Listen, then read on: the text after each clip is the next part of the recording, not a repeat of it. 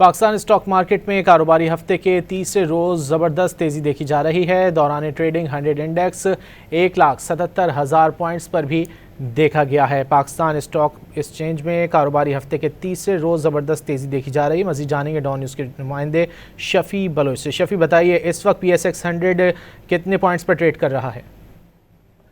जी, आज के तीसरे रोज व्यवस्था 2 रोज की मंदी के साथ तो मुस्तकम नजर आ रही है। आज